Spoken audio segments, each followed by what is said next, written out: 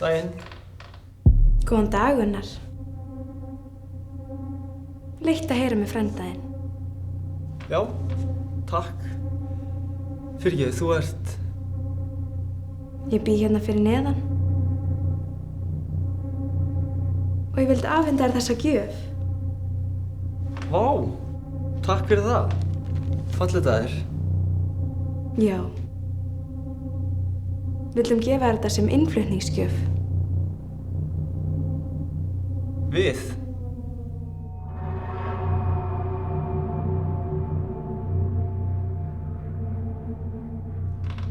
Ok. Takk fyrir það. Gaman að sjá þig.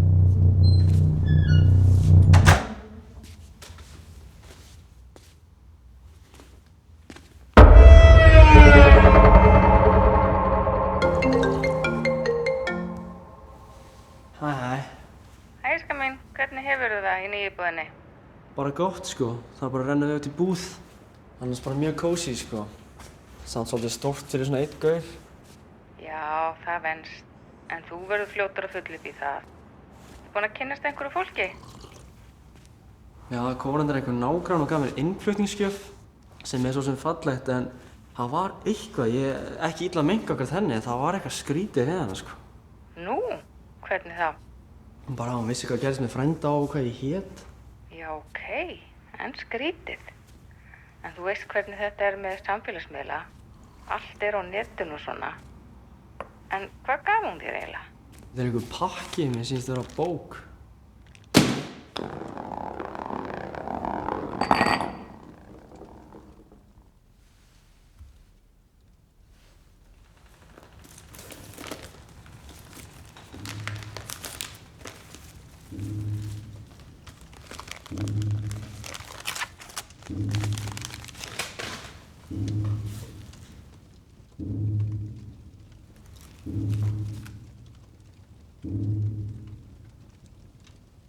Heild í þófa, vertu mér unnin, vertu mér nær, heima í bóli, svarta lófa, vefurinn bundinn, við erum einum kær, heima í hans skjóli, hins myrkra þó.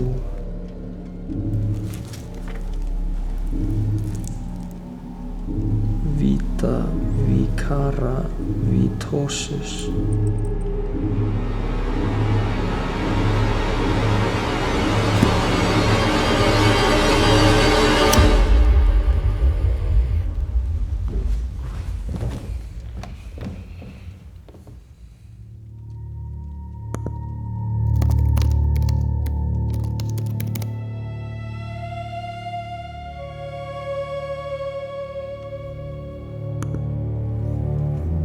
Ok, ég fekk þessa bók í afmælisgjöf.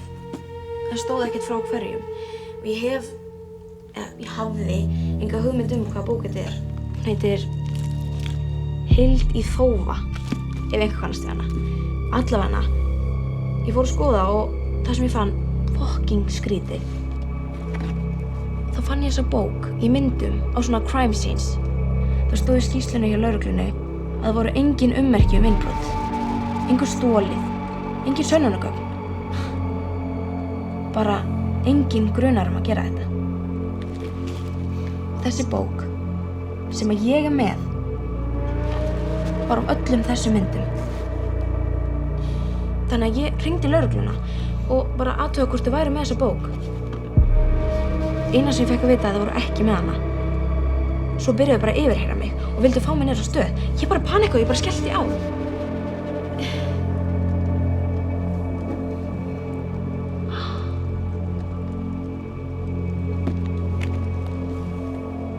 Af hverju er ég með þessa fucking bók?